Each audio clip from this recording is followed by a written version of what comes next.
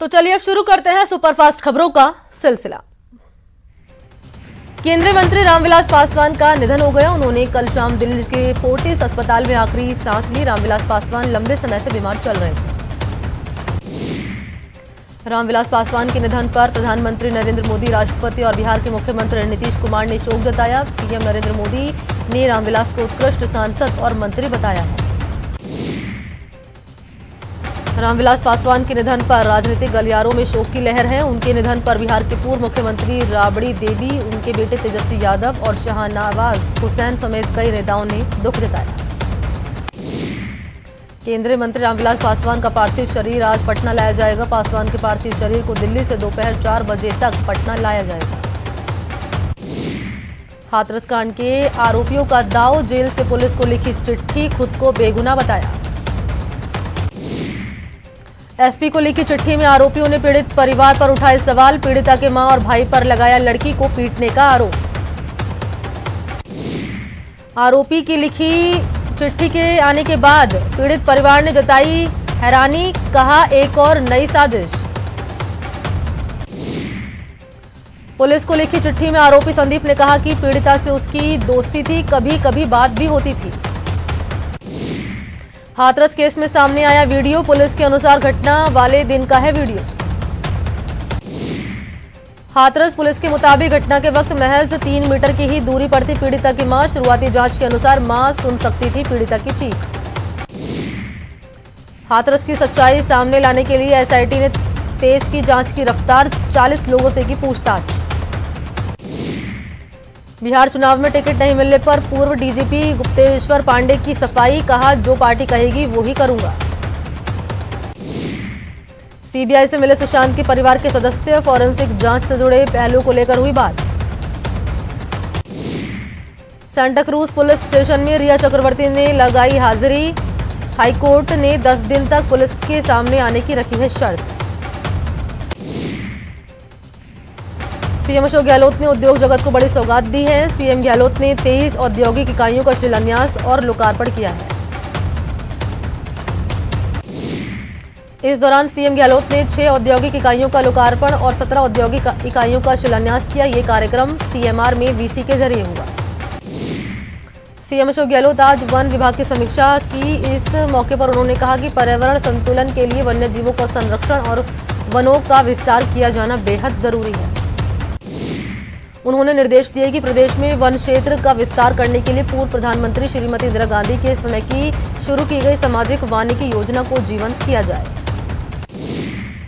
उन्होंने कहा कि वृक्षारोपण के अभियान को ज्यादा से ज्यादा जन सहभागिता से ही सफल बनाया जा सकता है। उन्होंने 3 महीने में नई वन नीति तैयार करने के भी निर्देश दिए। केंद्र सरकार के कृषि बिल के खिलाफ कांग्रेस बड़े अभियान की तैयारी में जुट गई है। 10 अक्टूबर को जयपुर में कांग्रेस का राज्य स्तरीय किसान सम्मेलन बुलाया गया है। ये सम्मेलन बिलड़ा सभागार में आयोजित होगा। इसमें सीएम अशोक गहलोत, प्रदेश अध्यक्ष गोविंद सिंह डोटासरा समेत पार्टी के प्रमुख नेता और प्रदेश के किसान संगठनों के प्रतिनिधि शामिल होंगे। हालांकि कोरोना की वजह से सीमित संख्या में किसानों और कार्यकर्ताओं को बुलाया गया है। दिवाली से पहले प्रदेश के खिलाड़ियों को सरकारी नौकरी का तोहफा मिल सकता है। खेल परिषद खिलाड़ियों को आउटटर्न नौकरियों की कवायद में जुटा हुआ है। परिषद ने ए और बी कैटेगरी में 30 खिलाड़ियों के नाम को तय कर लिया है। खेल मंत्री से मिली मंजूरी के बाद मुख्य सचिव को ये नाम भेज दिए गए हैं। अब राज्य सरकार की ओर से मुख्य सचिव इस पर अंतिम मोहर लगा सकेंगे। इसको लेकर बैठक भी हुई, जिसमें खेल मंत्री अशोक चांदना समेत दिग्गज मौजूद रहे।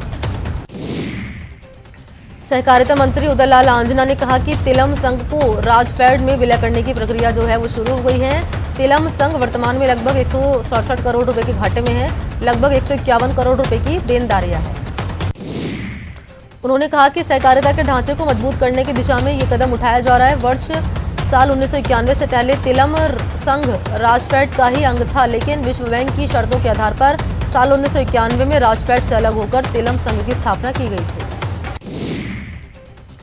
गहलोत सरकार ने आदिवासी विद्यार्थियों को प्रतियोगी परीक्षाओं की तैयारी के लिए 2 ट्राइबल यूथ हॉस्टल और करियर सेंटर बनाने का फैसला लिया है। राज्य सरकार ने जयपुर और उदयपुर में 13-13 करोड़ की लागत से ट्राइबल यूथ और हॉस्टल और कैरियर सेंटर बनाने के लिए राशि भी स्वीकृत कर दी है। सांगानेर में 1606 वर्ग मीटर भूमि आवंटित की गई है। जनजातीय क्षेत्र विकास के अतिरिक्त मुख्य सचिव राजेश्वर सिंह ने इस बात की जानकारी दी। कोरोना काल में एम्बुलेंस की हड़ताल हो सकती है। दरअसल प्रदेश के 108 एम्बुलेंस कर्मचारियों ने कोरोना काल में हड़ताल की चेतावनी दी। एम्बुलेंस कर्मचारियों ने 12 अक्टूबर से प्रदेशव्यापी एम्बुलेंस सेवा ठप करने की चेतावनी दी है। राजस्थान एम्बुलेंस कर्मचारी यूनियन ने प्रदेश स्तरीय बैठक में इसकी घोषणा की है।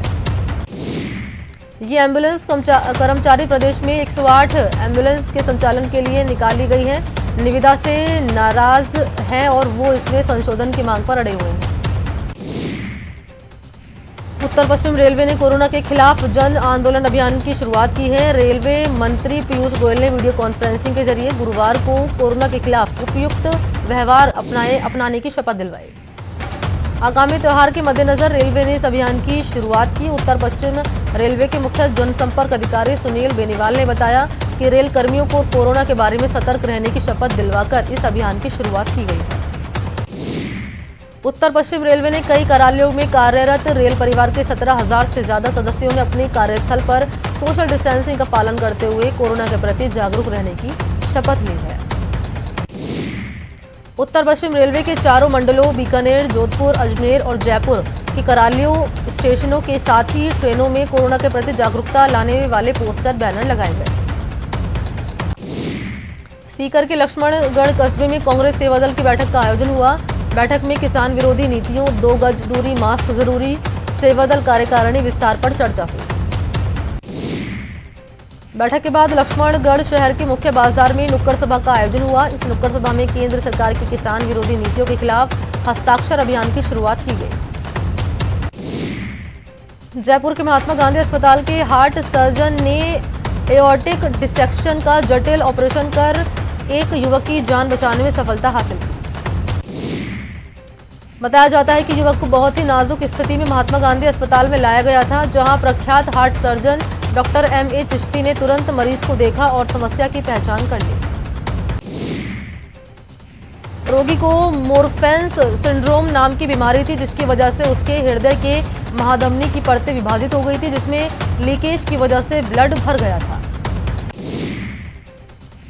डॉक्टर के मुताबिक ऐसे कॉम्प्लिकेटेड केस 1 लाख में से 1-3 रोगी ही सामने आते हैं। मरीज का रोगी एओर्टिक वॉल्व खराब हो गया था। स्थिति पूरी तरह जानलेवा थी, लेकिन अस्पताल के अनुभवी चिकित्सकों ने मिलकर सफल ऑपरेशन कर मरीज को नया जीवन दिया। हाईकोर्ट में निजी स्कूलों की फीस वसूली पर सुनवाई आज। मामले में होगी फाइनल बहस। प्रदेश सरकार समेत अन्य ने दायर की है याचिका। लक्ष्मी विलास होटल मामले में आरोपी लाजार्ड इंडिया के सीईओ आशीष गुहा सीबीआई कोर्ट में पेश हुए। हाईकोर्ट के आदेश के बाद आज गुहा ने कोर्ट पीठासीन अधिकारी को जमानती मुचलके पेश किए, जबकि विनिवेश मंत्रालय के पूर्व सचिव प्रदीप बैजल पेश नहीं हुए। उन्हें बुधवार को ही अग्रिम आदेश तक सीबीआई कोर्ट के समक्ष पेश होने से राहत मिल गई थी। पूर्व केंद्रीय मंत्री अरुण शौरी को हाईकोर्ट ने 15 अक्टूबर तक सीबीआई कोर्ट के समक्ष पेश होने की छूट दी है। इस मामले में अगली सुनवाई 15 अक्टूबर को रखी गई है। श्रीगंगानगर जिला कलेक्टर महावीर प्रसाद वर्मा की अध्यक्षता में जिला जन अभियोजन और सतर्कता समिति की बैठक वाली जिला कलेक्ट्रेट की वीसी हॉल में वीडियो कॉन्फ्रेंसिंग के जरिए हुई। भारत में कोरोना के मरीजों की संख्या 68 लाख के पार पहुंच चुकी है, लेकिन एक्टिव केस सिर्फ 9,02,000 है। 24 घंटे में देश में 78,524 संक्रमित मरीज मिले। वहीं 24 घंटे में देश में कोरोना से 971 लोगों की जान चली गई। बीकानेर में कोविड सेंटर में एक व्यक्ति के हंगामा करने का वीडियो वायरल हुआ है। ये वायरल वीडियो पीबीएम हॉस्पिटल के सुपर स्पेशलिटी सेंटर का बताया जाता है। वायरल वीडियो में व्यक्ति सेंटर के अंदर घुस जाता है और उसने पीपीई किट पहन भी नहीं रखी थी। अंदर घुसने के बाद जब डॉक्टरों ने उसे मना किया तो उसने उनके साथ भी बहस की। ये शख्स अपने परिजन को उचित इलाज नहीं मिलने से नाराज था और डॉक्टरों के सामने अपनी नाराजगी जता रहा था। वीडियो के सामने आने के बाद कलेक्टर ने भी मामले को लेकर नाराजगी जाहिर की है। झुंझुनू के कोविड केयर सेंटरों की हालत खस्ता होती जा रही है। यहाँ के सेंटरों के रोज नए वीडियो वायरल हो रहे हैं।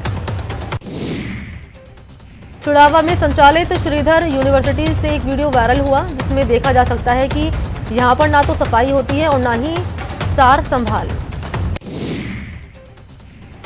वीडियो के वायरल होने के बाद चिकित्सा महकमे में हड़कंप मचा हुआ है और इसको लेकर एसएफआई ने प्रदर्शन किया है। अब पशु चिकित्सकों और कर्मचारियों को भी कोरोना का डर सताने लगा है। संगठनों ने पशुपालन विभाग के निदेशकों को ज्ञापन देकर विभाग के गैर जरूरी कामों को स्थगित करने की मांग की है। खासतौर से खुरपका और मुंहपका रोगों के लिए चलाए जाने वाले टीकाकरण अभियान को स्थगित करने की मांग की है। कोटा में 73 और मरीजों की जांच रिपोर्ट पॉजिटिव आई है। इसकी पुष्टि सीएमएचओ डॉक्टर भूपेंद्र सिंह ने की। 73 नए मामले के साथ ही कोचिंग सिटी में कोरोना मरीज का आंकड़ा बढ़कर 9000 के पार हो गया है। सीकर चिकित्सा विभाग के अतिरिक्त मुख्य चिकित्सा और स्वास्थ्य अधिकारी परिवार कल्याण डॉक्टर हर्षल चौधरी ने चिकित्सा संस्थानों का निरीक्षण कर MCHN दिवस पर आमजन को दी गई सेवाओं का सुविधाओं का जायजा लिया। उन्होंने उप स्वास्थ्य केंद्र डूकिया पर आयोजित मातृ एवं शिशु स्वास्थ्य पोषण दिवस का निरीक्षण किया। इसके बाद उन्होंने प्राथमिक स्वास्थ्य केंद्र गोफ्ती का निरीक्षण किया। इस दौरान काम में लापरवाह पाए गए कर्मचारियों के खिलाफ कार्रवाई करने की बात की। कोरोना महामारी के दौरान कोरोना संक्रमितों के इलाज में पूरी निष्ठा और समर्पण के साथ सेवाएं देने वाले सभी चिकित्सक, नर्सिंग कर्मचारी, पैरामेडिकल स्टाफ के सम्मान में 10 अक्टूबर को स्वयंसेवी संस्थाओं ने 9 बजे 5 मिनट तक बिजली बुझाने का फैसला लिया। सुजानगढ़ में पुलिस और प्रशासन के अधिकारियों ने कोरोना को लेकर जागरूकता रैली गांधी चौक से निकाली। रैली को उपखंड अधिकारी धर्मराज गुर्जर, ASP सीताराम माहिश ने रवाना किया। तो यहाँ रुकते हैं छोटे से ब्रेक के लिए, जल्द हाजिर होते हैं। तो चलिए ब्रेक के बाद सुपरफास्ट खबरों के सिलसिले को आगे बढ़ाते हैं। कोटा में एक महिला बैंककर्मी से सरे बाजार 1 लाख रुपए की लूट की वारदात के बारे में 5वें दिन भी बदमाशों का सुराग नहीं लग पाया।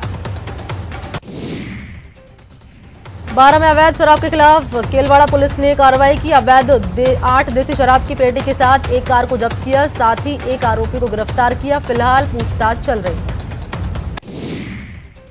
12 जिले के अंता में पुलिस ने नेशनल हाईवे 27 पर मोल की पुलिया के नीचे पेट्रोल पंप लूटने की योजना बनाते हुए 7 आरोपियों को गिरफ्तार किया।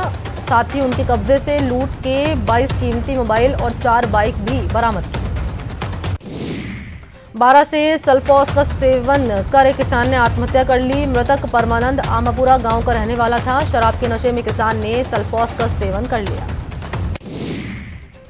चित्तौड़गढ़ की DST टीम सदर और कोतवाली पुलिस की संयुक्त कार्रवाई करते हुए जुआ सट्टा खेलते हुए 10 आरोपियों को गिरफ्तार कर उनके कब्जे से राशि भी बरामद की। भरतपुर की कैथवाड़ा थाना पुलिस ने मारपीट और हत्या की कोशिश के मामले में फरार चल रहे 4 आरोपियों को गिरफ्तार करने में सफलता हासिल की। कोटा शहर में बीती रात गुमटी में भीषण आग लग गई। सूचना पर नगर निगम का फायर ब्रिगेड मौके पर पहुंचा और आग पर काबू पाया। ये आग नयापुरा अग्रसेन चौराहे के पास फुटपाथ पर लगी थी। पहले राहगीरों ने मिट्टी फेंककर आग बुझाने की कोशिश की। बाद में फायर ब्रिगेड को सूचना दी गई। फायरमैन टीम ने तत्काल आग पर काबू पा लिया। इस आग में गुमटी में रखा सारा सामान जलकर राख हो गया। चूरू में किशोरी के उत्पीड़न का मामला पुलिस के लिए गुत्थी बना हुआ है, जहां तारानगर तहसील के गांव नेटवा में पुलिस को असम की 16 साल की लड़की लावारिस हालत में मिली थी। इसकी जांच कराने पर वो 11 हफ्ते 6 दिन की गर्भवती पाई गई। राजकीय भर्ती अस्पताल में करवाए गए मेडिकल के बाद पुलिस के होश उड़ गए हैं। पुलिस इस मामले में लड़की की खरीद फरोख्त और उसके साथ हैवानियत का भी अंदेशा लगा रही है। तारानगर पुलिस पूरे मामले को लेकर असम पुलिस के संपर्क में है। पुलिस ने इन 2 दिनों में दुभाषी के जरिए मामला जानने की कोशिश की। जयपुर की झोटवाड़ा थाना पुलिस ने IPL क्रिकेट मैच पर सट्टा लगाते हुए 3 आरोपियों को गिरफ्तार किया। फिलहाल पुलिस आरोपियों से पूछताछ कर इस नेटवर्क के बारे में जानकारी ले रही है। पुलिस ने मौके से क्रिकेट मैच पर लगे लाखों रुपए के हिसाब किताब, ऑनलाइन क्रिकेट सट्टे के स्पीकर, लाइन अटैची, लैपटॉप, कैलकुलेटर, LED टीवी, कई कंपनियों के 10 मोबाइल बरामद किए। भरतपुर SP इन दिनों एक्शन में नजर आता है। SP ने क्राइम कंट्रोल के लिए गश्त बढ़ा दी है, साथ ही पुलिसकर्मियों को सख्त चेतावनी भी दी है। झालावाड़ के उन्हेल थाना क्षेत्र के सेकला गांव में कुएं में डूबने से 10 साल की बच्ची की मौत हो गई है। मामले की जानकारी मिलने पर बच्चे के परिजन और ग्रामीण मौके पर पहुंचे और काफी देर की मशक्कत के बाद बच्ची को शव को बाहर निकाला। धौलपुर जिले के बाड़ी सदर थाना क्षेत्र से गुजर रहे NH 11B पर गांव बिजौली के पास बाइक अनियंत्रित होकर पलट गई। हादसे में बाइक सवार मां और बेटा दोनों गंभीर रूप से घायल हो गए। कोटा में राज्य में हो रही रेप की घटनाओं से चिंतित होकर वॉइस ऑफ इंडिया फाउंडेशन ने CM के नाम कलेक्टर को ज्ञापन दिया। सुजानगढ़ के सरकारी अस्पताल के आसपास संचालित निजी जांच लैब्स की जांच में गड़बड़ी पाए जाने की बात को लेकर लोगों ने उपखंड अधिकारी को ज्ञापन दिया। तारानगर पुलिस थाने के आगे अनुसूचित जाति जनजाति कार्य समिति और सर्व समाज की ओर से मुकेश रैगर की हत्या को लेकर चल रहे थाना धरना पुलिस से बातचीत के बाद खत्म हो गया। पंचायत चुनाव का अंतिम चरण का मतदान 10 अक्टूबर को होना है। इसके लिए दौसा में पुलिसकर्मियों ने पैदल मार्च निकालकर मतदाताओं को भयमुक्त होकर मतदान करने का संदेश दिया। तारानगर के मुंसिफ कोर्ट में नालसा शिविर महारी योजना महारो अधिकार का शुभारंभ हुआ। इस योजना में आमजन को सरकारी योजनाओं का लाभ मिलेगा। रबी फसल की बुआई का सीजन 1 अक्टूबर से शुरू हो चुका है, लेकिन बढ़े हुए तापमान की वजह से बुआई ने अभी तक जोर नहीं पकड़ा। अक्टूबर का एक हफ्ता बीत जाने के बावजूद भी अभी तक दिन के तापमान में खासी कमी आई है। कोटा में जन कल्याणकारी योजनाओं का लाभ जन जन तक पहुंचाने के उद्देश्य से शिविर का उद्घाटन किया गया। कोटा जिले के सुकेत कस्बे में शहीद करबला हजरत इमाम हुसैन की शहादत की याद में ताजिए निकाले गए। कोविड-19 संक्रमण के चलते ताजियों के जुलूस पर प्रशासन की सख्त हिदायत दिखाई दी। कोटा के MCHN दिवस के तहत कोटा जिले में 2370 बच्चे और 590 गर्भवती महिलाओं को टीके लगाए गए। इस दौरान बच्चों को कृमिनाशक एल्बेंडाजोल की गोली भी खिलाई गई।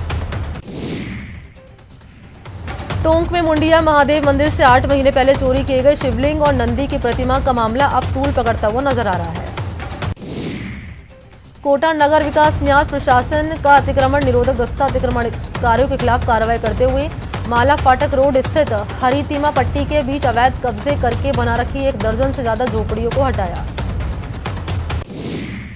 पूर्व केंद्रीय मंत्री और गुजरात के राज्यपाल रहे स्वर्गीय पंडित नवल किशोर शर्मा की पुण्यतिथि पर दौसा के खादीबाग में खादी समिति की ओर से कार्यक्रम का आयोजन किया गया। कोरोना वायरस से संक्रमित अमेरिकी राष्ट्रपति डोनाल्ड ट्रंप अब धीरे धीरे स्वस्थ हो रहे हैं। अमेरिका के उपराष्ट्रपति पद के लिए बहस करने उतरे माइक पेंस के सिर पर एक मक्खी जा बैठी। ये मक्खी उनके सिर पर करीब 1 मिनट तक बैठी रही। इस नज़ारे पर सोशल मीडिया पर हड़कंप मच गया। दुनिया में कोरोना वायरस के पहली बार एक दिन में 3,42,000 केस सामने आए और 5,882 लोगों की जान चली गई। IPL के 13वें सीजन के 22वें मुकाबले में सनराइजर्स हैदराबाद ने बाजी मारी है। 202 रनों के बड़े स्कोर का पीछा करने उतरी पंजाब की टीम 16.5 ओवर में 132 रनों पर सिमट गई। कोलकाता नाइट राइडर्स के खिलाफ 10 रन से हार का सामना करने के बाद चेन्नई सुपर किंग्स के कोच स्टीफन फ्लेमिंग का मानना है कि एक अतिरिक्त बल्लेबाज खिलाने से टीम को कोई फायदा नहीं मिलेगा। कोलकाता नाइट राइडर्स से चेन्नई सुपर किंग्स को 10 रन से हार का सामना करना पड़ा। पहले से तय कार्यक्रम के अनुसार भारतीय टीम को अक्टूबर में T20 के साथ ऑस्ट्रेलियाई दौरे की शुरुआत करनी थी। मौजूदा चैंपियन मुंबई इंडियंस की टीम इंडियन प्रीमियर लीग में बेहतरीन प्रदर्शन कर रही है, लेकिन इस प्रदर्शन से कोच महिला जयवर्धने संतुष्ट नहीं। तो चलिए इसी के साथ इस बुलेटिन में इतना ही। नमस्कार।